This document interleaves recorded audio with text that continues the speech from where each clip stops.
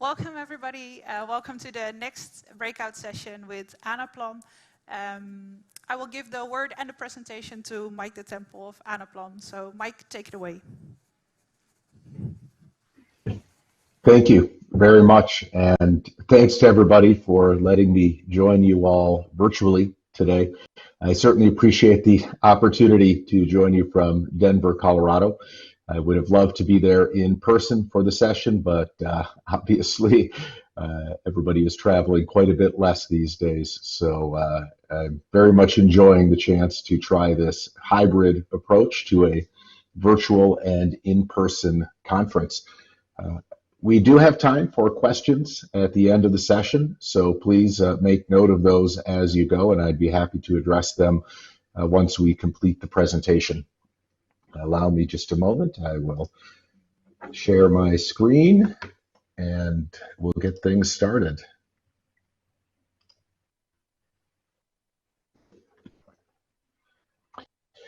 The session today is on digital demand management. This is a very deliberate choice of words as opposed to demand planning or demand forecasting, because it is our proposal at Anaplan that the investments that we've made in improving forecast accuracy over the years have in many cases failed to drive the types of outcomes that we're looking for. And certainly in today's environment where traditional demand forecasting techniques based on history and statistical time series forecasting are struggling to keep pace with the changes in our environment. A more holistic view of the demand management process is required, and there are techniques and changes that we can use in our planning processes to deliver some of these outcomes, even in today's challenging environment.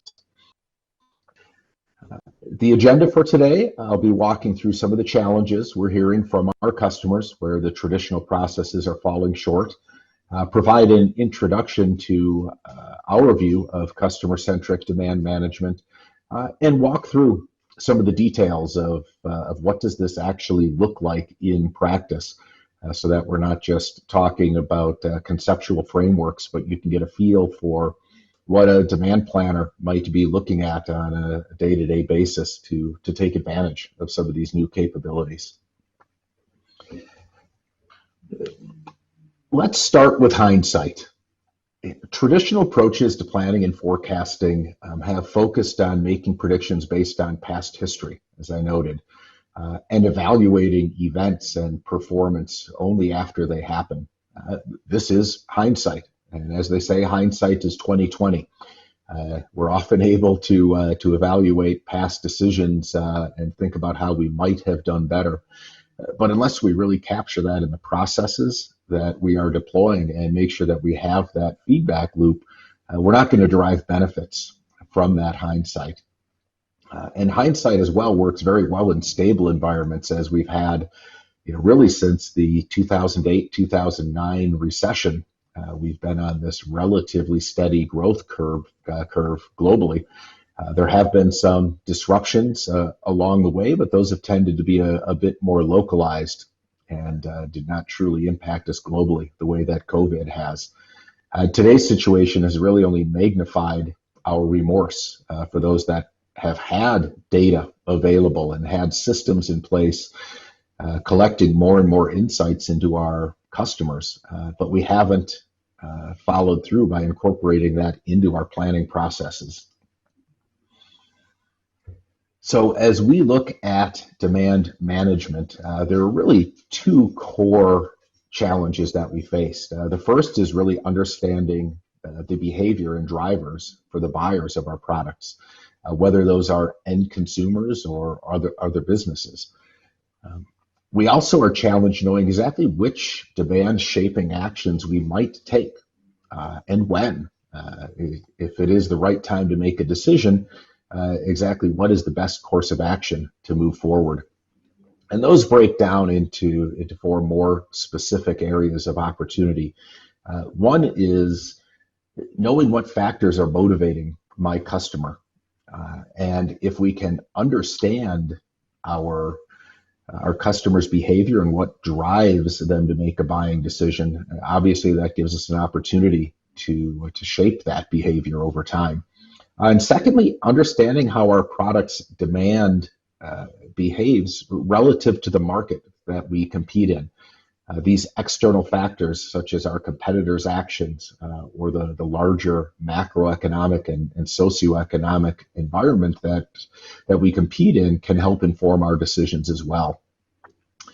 And if we know the impact of these drivers on our customers' behavior and understand the impact of the actions that we take, pricing, promotions, our product mix, placement of those products in the channel, we can make better decisions to both capture upside opportunities to grow revenue, as well as to help navigate downturns in demand so that we're making good decisions about our operations. On the other side, in terms of understanding those actions, it's not just enough to understand the impact on our consumers' buying decisions. We need to understand the potential cost and impact of those actions on the various key performance indicators and metrics that we track. For example, as we saw during COVID here, the rapid shift from brick and mortar to e-commerce was a boon for many companies. They saw demand for certain products increase very dramatically. But this was lower margin demand. It was more expensive to fulfill e-commerce orders. It was more expensive to do that given the restrictions that we were operating under. So we saw many customers reporting a tremendous revenue growth, but flat to declining margins as they struggled to adapt to the new environment. And finally, if we can understand the definitive impact of the decisions that we're making and store those essentially as a playbook or library of actions, we can really understand the opportunity cost of those past decisions and evaluate them. And it's very important to do that even if we're just evaluating those decisions as humans, looking at some of the larger scale or larger impact decisions we made. But it also provides a tremendous pool of data for future use in artificial intelligence or machine learning based algorithms that can help learn from the context of these decisions and help you improve them over time. And ultimately, this becomes a really virtuous cycle that feeds back into itself to improve our overall management of demand. And why is this important? Don't just take my word for it. We're hearing this very definitively in the market as well. First, and I think this will resonate with many of you, despite all of the data that is available and that we're collecting out there, many, 2/3 of supply chain leaders in the market say that they don't really have an advantage in getting and using this data in decision making. And even when they do, 70% are saying that they really don't have an advantage in responding to varying customer expectations. So we struggle to get the right data in the right place, and then we struggle to take advantage of that.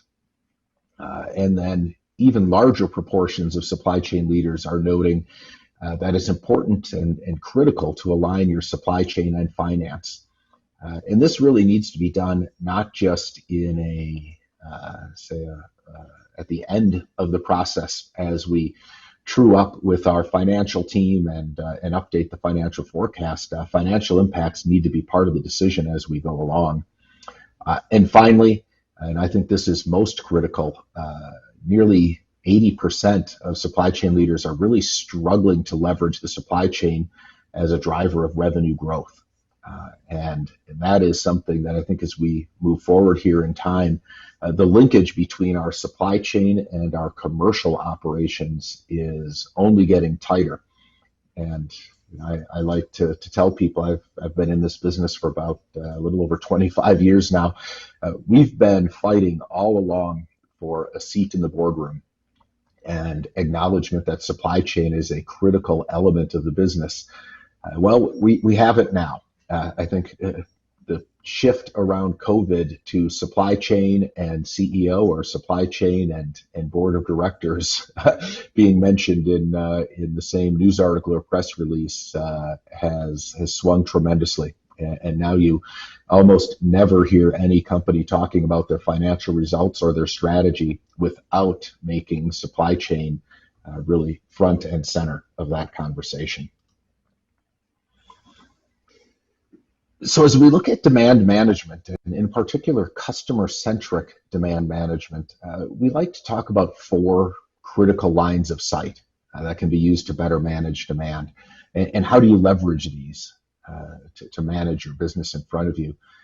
Starting at the top, the first is insights. This is something we've all been seeing over the last 10 to 15 years as analytics and business intelligence became the norm. But this is about very intentionally understanding the data that you have and customer behavior so that you can leverage that to make better decisions. Moving to the right, we have oversight. And this is about creating a more disciplined process, the ability to provide guardrails for the decisions that are being made, and to drive alignment between functions, between supply chain and operations and sales and marketing and finance, your new product introduction teams, all of these teams which are impacted by fluctuating demand and need to be part of the conversation. Which brings us to foresight, which is the ability to predict what is going to happen with greater confidence, leveraging the insight that you get from the data and leveraging the oversight and the discipline that you have in the process. Which brings us right back where we started our conversation in talking about hindsight, using this to evaluate the predictions we make and the resulting impact, to evaluate the decisions we made around that, and use that as a feedback loop for continuous improvement. And these are the 4 lines of sight for customer-centric demand management. But how do they drive improved outcomes for the business? What are the things that we're looking for? Well, in this more dynamic world, we're seeing a number of things of increasing importance. Probably the most common, at least the one for companies that have navigated this downturn the best, is really looking at optimizing their product portfolio and making those very hard decisions to refocus what they're selling and where they're selling, to simplify how they're going to market, and do that in a way that selects products that are most profitable and also perhaps most predictable, the ones that give you the steadiest course and more confidence in your overall financial performance. If you move forward and put on your CFO hat for a while, increasing velocity, particularly cash flow velocity in this environment, is critical. And that does mean not only focusing on capturing demand and capturing revenue opportunities where they exist, but doing that in a way that generates the margin that you're looking for. So you're continually funding your operations with cash. And obviously that is closely tied with improving your overall volume of sales in the markets and channels and categories where you're able to do that. You have to take advantage of those opportunities. And finally, running your operations efficiently really does involve making sure that you've got a good handle on the service that you're providing to your customers. This is the very traditional mantra of right product, right place, right time. And a robust demand management process certainly feeds into that, and ultimately reducing your overall inventory investment. We'll go in a little bit into the capabilities that really drive that. You see some of them highlighted here in our center circles, but we'll walk through that in more detail once we put our planner hats on and sit inside of the process. So what are some of the differentiators that a process needs to have in order to support this framework? The first is a focus on easy implementation of the process. The idea of embarking on a journey in these days that's going to take 12 months or 18 months or even longer to deploy an improved process is simply not a path forward that many companies can take today. We need to take action now, and we need to do it in a very focused way, which ties into the second one about being easy to adapt. A big element of success today is adoption of the solution, and something that is business owned, so that the process can be improved and fine-tuned over time. Perhaps you start small with certain categories or channels. You can start in certain geographic regions, but you've got to go where both the pain and the opportunity are and address those immediately. And if you can do that, you can iterate and improve a solution over time. And a platform that allows you to do that is critical to both driving improvements today and putting out the fires that are in front of you, as well as driving long-term business outcomes. You also want a process that makes it easy to innovate. Many of our traditional approaches to technology really were a one-size-fits-all approach to supply chain planning. There was a specific module being deployed. It was being deployed in the same manner globally, regardless of the maturity of the market and regardless of the objectives that you might have in how you do go to market. You want the ability to adapt that solution so that it works for each of the businesses that are leveraging it. But you also want to encourage innovation and allow the planner's ingenuity and intelligence to really come to the forefront. And this means both innovating on the process and innovating on how you leverage some of the technology that underpins it. And finally, and I think this is really the heart of what we've been seeing in the market, is the pivot back to collaboration. I think it's fair to say, especially for someone like myself, I've spent my entire career in the intersection really of supply chain and maths, the use of algorithms to improve decision making, whether it was optimization or the more emerging artificial intelligence and machine learning techniques. It's pretty easy to seek to adapt the process to allow those algorithms to take over more and more of the decision making. And that is certainly a path we are on in supply chain. But what we found is that an over-reliance on algorithms, especially in very dynamic times, is a disservice to the decisions that you need to make. And we have seen a rebirth and a reemergence of more traditional techniques, meaning that the planner is now central again to the process, and the process itself of collaboration and consensus building is driving tremendous value in our environment. And we've seen this play out with many of our customers. Sonos was able to deploy a demand planning and forecasting process in a matter of weeks, not many months or quarters or years, and it drove very rapid time to value. Ondaline was able to stay very current on the rapidly changing business here over the last 6 to 7 months and manage through these disruptive events with a process that proved to be very resilient and very adaptable to changing priorities. Del Monte Foods was able to stand up a center of excellence that allowed them to enhance their models and leverage emerging, more intelligent algorithms to improve their forecast accuracy with very close ties to their financial plans.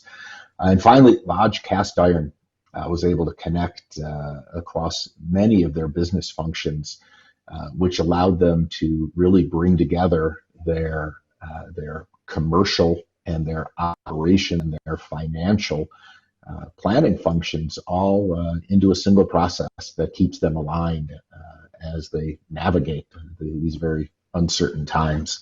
All of these case studies are available on our website, but I did want to highlight that what we're talking about here isn't just theoretical. There are many companies out there putting it into practice as we speak. What does this mean in terms of actual benefits that are driven? We commissioned a study by Forrester where they looked at real implementations of our customers that have deployed these capabilities. And two of the benefits that I want to highlight, one is there was a tremendous increase in demand planning productivity.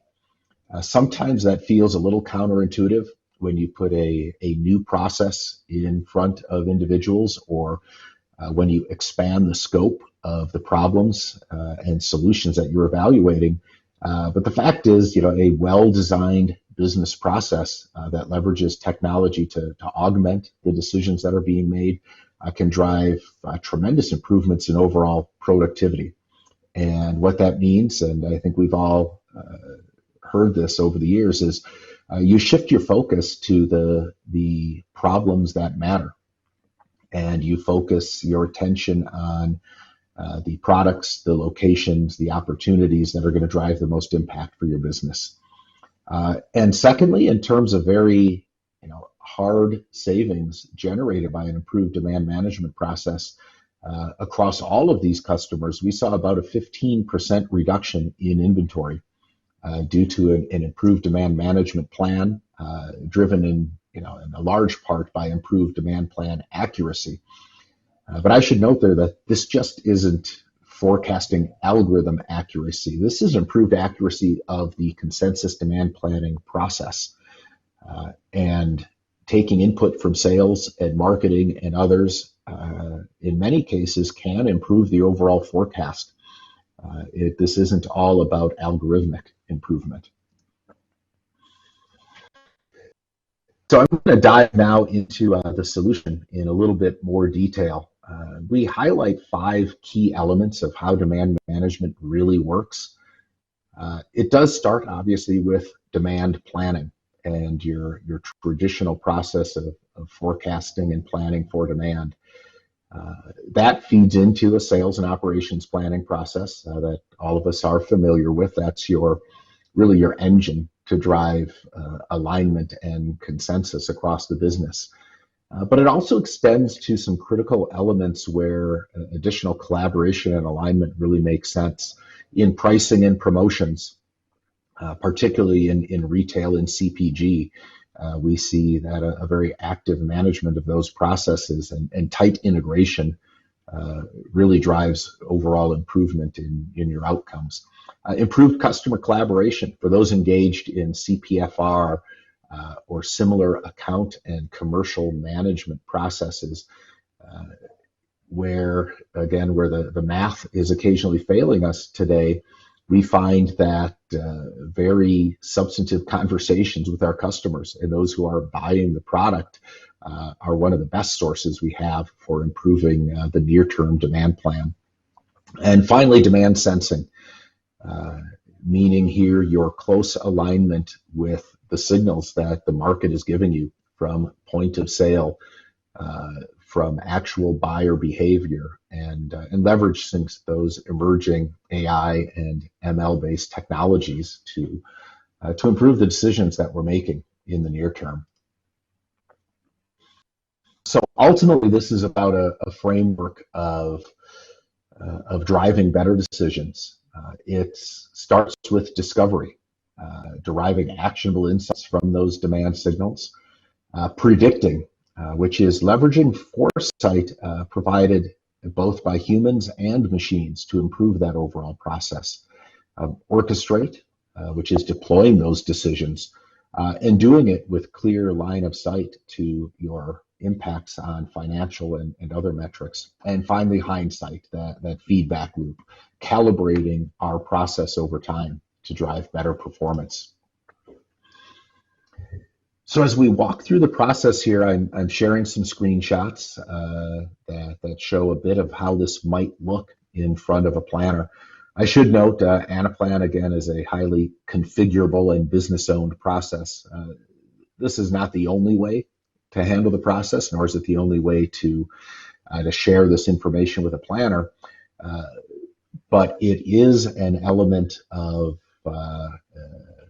of a framework that lets you see what this might look like. The first thing that we consider, again, is segmenting your data to look at what is driving demand, segmenting your products and customers to provide a real differentiated service and a differentiated plan of attack.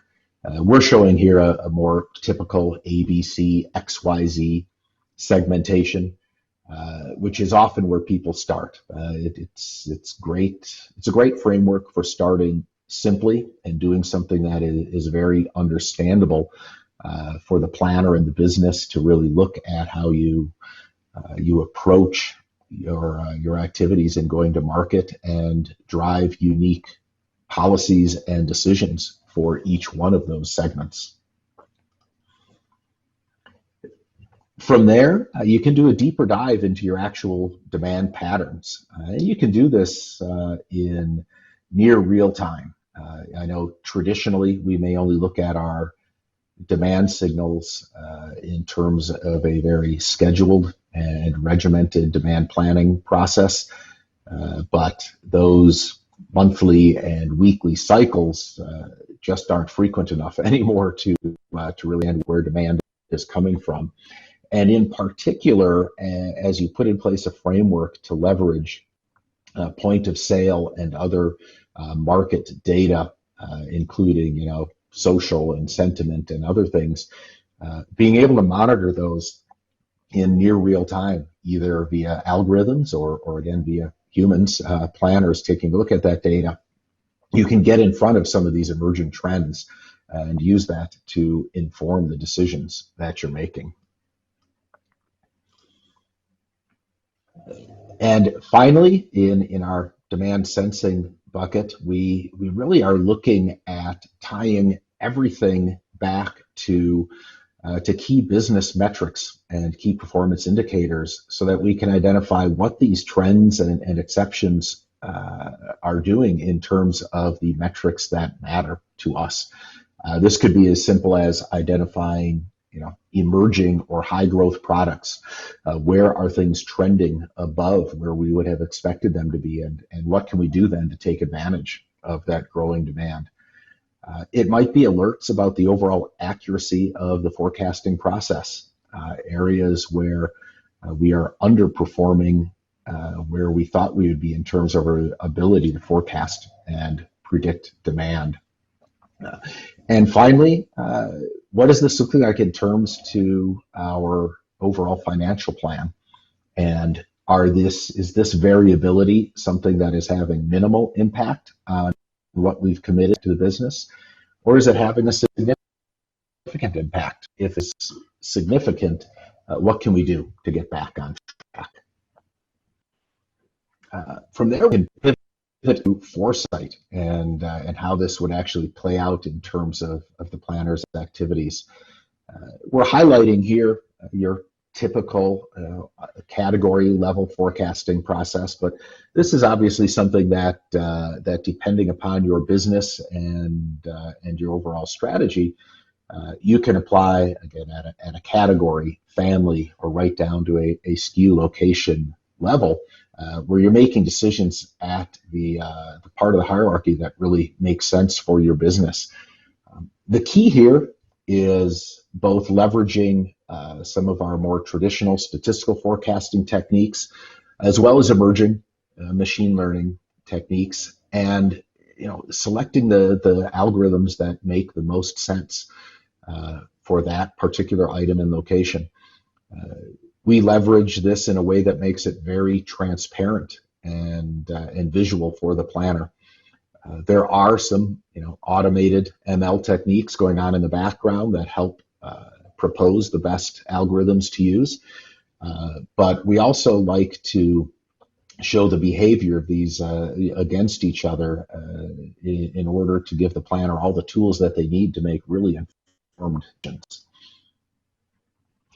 How does this look in terms of AI and ML? This is a framework that is very common for those that are pursuing AI and ML in the context of forecasting demand. You start by leveraging as much data as you have available, both internal company data as well as public data that's available in the market and can be sourced. We give some of those examples here. From there, it goes into a very regimented process. We leverage a product and framework we call Plan IQ that manages our machine learning algorithms to both prepare the data and do feature engineering. This is identifying those key causal variables, the factors that have the greatest impact in helping us forecast our demand. Leverage machine learning based forecasting engines. In our case, these are both Anaplan driven engines as well as external third-party forecasting. We announced a few weeks ago our partnership with Amazon Forecast that allows us to take advantage of the full capabilities that Amazon is making available. But this framework itself is quite open and extensible, which will allow us to add other cloud-based machine learning libraries over time. We also have many customers that are leveraging the investments they've made internally in their data science teams to take advantage of really the best of what's available, whether it's Anaplan, third parties, or customer-driven algorithms. And finally, you have to put this back in front of the planners in a way that allows them to really understand the impacts of various factors. So this is the explainability of features and the sensitivity of your forecast to those to, again, help you make the most informed and thoughtful decisions about what's right for your business. And how does that look to the planner? We show here a framework that brings in some large-scale trends of how you're performing in some key areas. Again, here this is examples of social sentiment, scraping sentiment data from social feeds, product ratings, as well as say sponsorship and promotional activities. But understanding the importance of these various features in driving the forecast is critical. And what you can do from that then is propose corrective actions, understanding the role that each of these factors plays and its the potential size of its impact on the overall forecast. You can identify which actions might be the most powerful and the most impactful to help you where you do see some challenges. In this case, we have a consensus demand that is diverging greatly from a machine learning based forecast. As you can see, the actual sales have trended down, and it gives us the opportunity then to look at whether advertising campaigns, certain events, in this case this is a fictional golf equipment company, and demo days and allowing customers to get their hands on the product have been shown historically to have a strong correlation to increased demand and increased purchases. So that's also a factor that might play a role in helping you to stimulate demand. Which brings us to the pricing and promotion activities that might play a role in the near term. Most, if not all, certainly retail and consumer products companies have a structured promotion and pricing calendar. But there's still quite a bit of flexibility around when you run promotions, where, what are the pricing changes you're looking at, and all of these can be factored into the overall demand planning process to understand what sort of lift you might get. This is about mining data from past promotions, understanding the impact not just on the product or category that is seeing that promotion, but impacts on other products that customers might be buying as well, and applying these in a very thoughtful way to drive the right kind of of results that you're looking for in terms of revenue growth. An alternative to consider when you're looking at demand as well is looking at demand curves. Perhaps these curves are associated with product life cycles or certain external drivers. We found these to be very useful in navigating disruptions where, again, a traditional algorithmic forecast may not be driving the kind of demand curves or shapes that you're really experiencing in the market. We saw a lot of customers leverage this as they were working through various local and regional restrictions on store openings, on social distancing requirements. If you look at a brick and mortar retail store location, if you are changing your open hours, if you're changing the rules around how many shoppers can be inside the store at a particular time, how you're going to staff your location, those things have a much closer correlation to how much product sales you might experience over time versus simply leveraging sales data and other inputs. So the ability to define these sorts of demand curves and shapes and leverage those as an input to the planning process can prove very valuable where trusting the math and the algorithms sometimes is not enough. And finally, this applies to new products as well. We are seeing, obviously, in this day and age, more of a tendency to be reducing product portfolios, but we still do have customers that are launching new products, even in some cases, it's a direct, downstream result of COVID, and you're seeing customers pivot into antibacterial wipes, hand sanitizers, face masks, etc., which are all related to our COVID environment. But others were planning product launches in any case in this environment and decided to push forward with those where they believe it makes sense. But being able to really take a close look at what that new product launch curve might look like in this environment versus what may have been expected historically is a critical lever to make sure that those launches are still successful and that they hit the business outcome that you're looking for.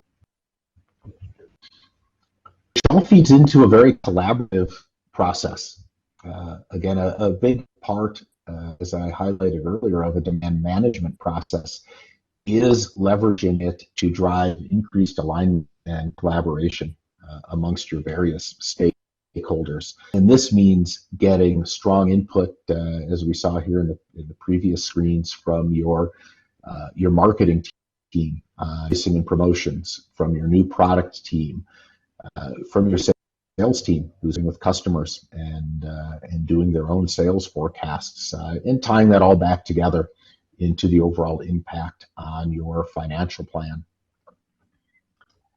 And what's critical here, as we talk about collaboration, is leveraging and understanding all of those inputs process in a way that helps document those decisions along the way so that you can understand what decisions are being made and why. We give an example here of a customer providing feedback and increasing their promotional activity and what sort of lift might that provide back into the process. And one of the key things that is critical as you do this is really understanding, as you build your forecast, which steps are really contributing to improving the accuracy of that process. This is FVA, forecast value added analysis. And more companies, one of our customers, Coca-Cola, leverages this heavily. Look at forecast value add as the key they use as they not only build the process, but as they fine-tune it over time.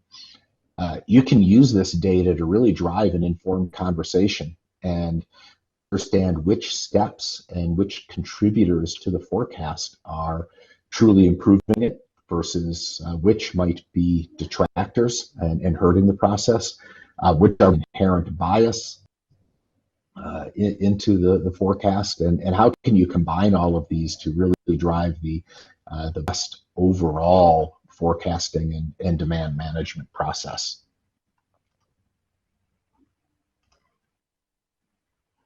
And ultimately, you tie this together with robust scenario planning. Most companies that we have worked with, we're doing some level of scenario planning even pre-COVID. It's a standard part of a good sales and operations planning process, and we do like to explore upside and downside as we go along. What we found here is taking a much larger role for many reasons. One is the range of has expanded greatly. We're not talking plus or minus 10%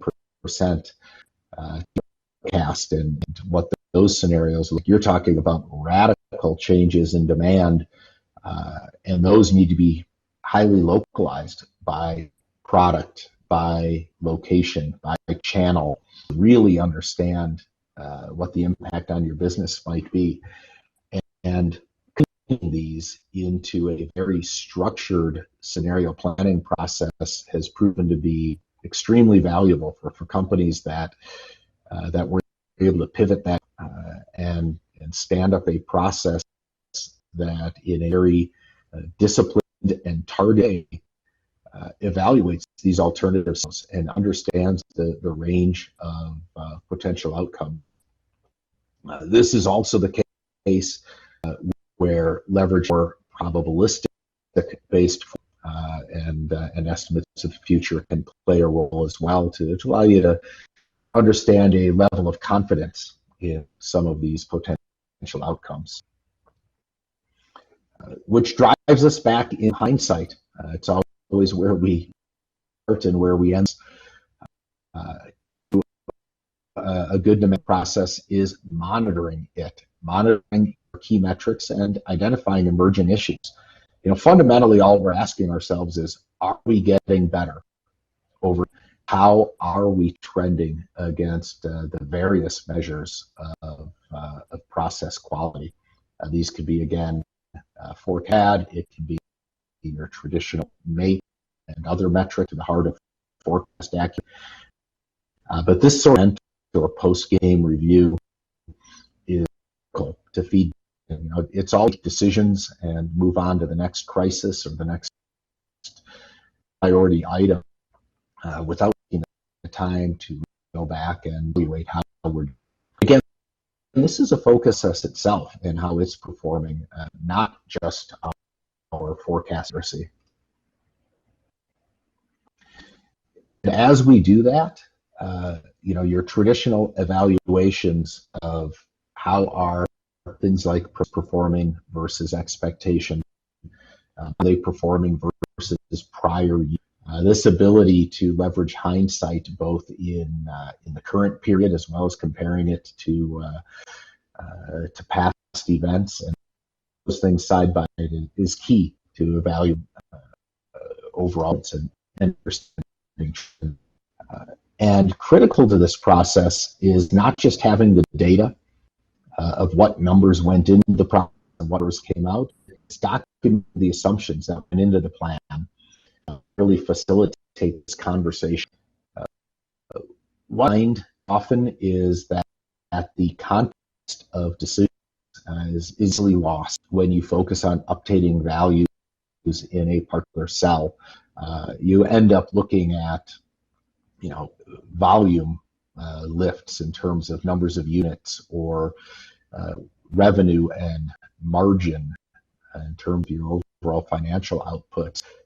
But particularly in a process that involves input from many, many stakeholders, the assumptions that went into that are often documented outside of the planning system itself.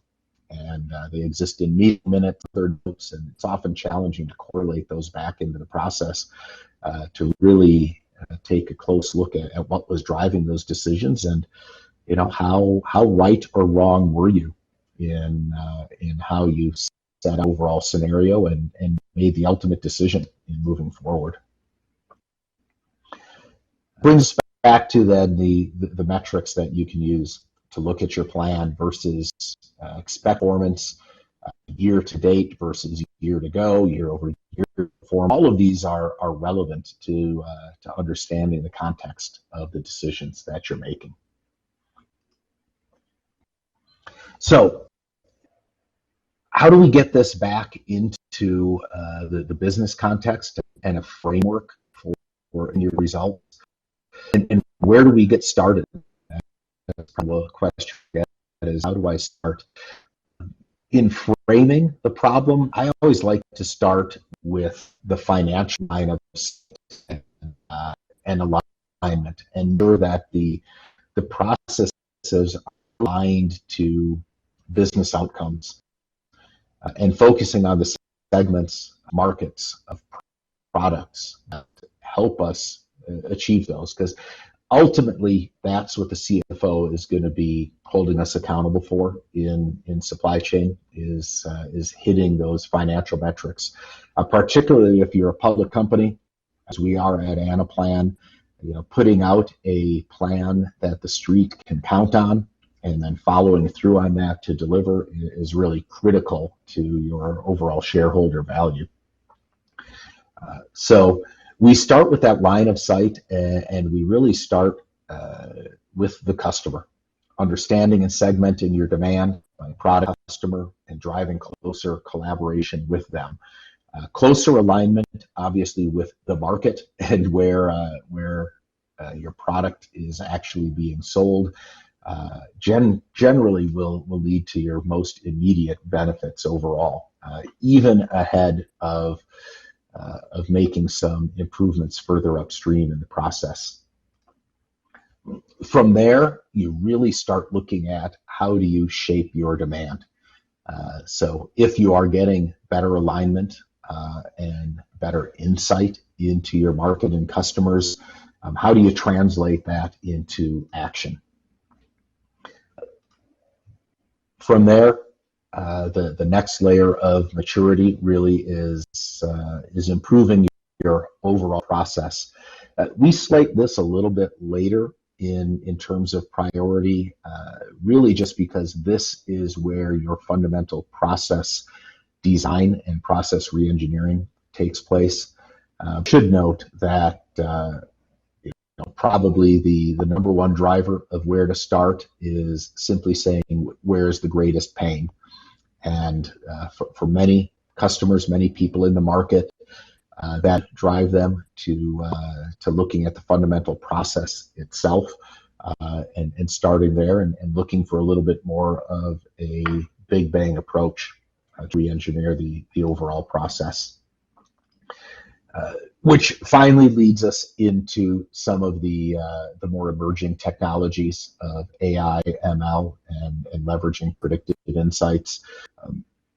I find today that in many cases that's where people would like to start. Obviously, that's got the most sizzle. That's the sexiest part of what people are talking about in the market. But it's very hard to generate value from artificial intelligence and machine learning unless you've built it upon a very solid framework of how you are collecting and curating data, and how you've established a business process and a planning process that has the right stakeholders involved, and has shown itself to be something that you can execute against effectively. At that point, you can begin layering in some of these more advanced technologies to drive even more value from the process. So that brings me to a close. We are back where we started to a certain extent in terms of demand management, but I do want to leave you with the idea that demand management and supply chain planning overall is just one element of how we plan and execute our enterprise, our business overall, and that sales and commercial planning, workforce planning, all of these have a relationship and a connection to the supply chain planning decisions that we make. So this is bigger than just our role, and ultimately we drive better, faster decisions across the enterprise if these planning processes are connected to each other and feed each other the right kind of information to help us make decisions overall. So back to Hindsight team again. A few comments from some of our customers that I really highlight the outcomes that we've been talking about today. I'll just highlight a couple here. I think Del Monte, the first one there, had a very impactful statement. It used to take them 5 days to react to demand changes. This was the process of recognizing that changing, evaluating what to do about it, what are the down impacts on supply, and make a decision. That would take a full business week. Now it's taken them about 5 minutes to come up with the necessary adjustments. That kind of step-level change in the agility of your planning process is exactly what we're trying to drive in the market today. That ability to step outside of your regimented planning calendars and your sequential decision making, and do it in a way that lets you pivot very quickly to starting to evaluate one decision further, understand the business impact, and move forward. So this focus on speed and agility is something that an effective demand management process is well slated to deliver. Well, thank you for your patience and listening to my monologue here. I do appreciate the chance to share some of it with you. I'm going to switch now to Q&A, and we'll get a chance to hear from all of you if you have any questions that you would like to ask.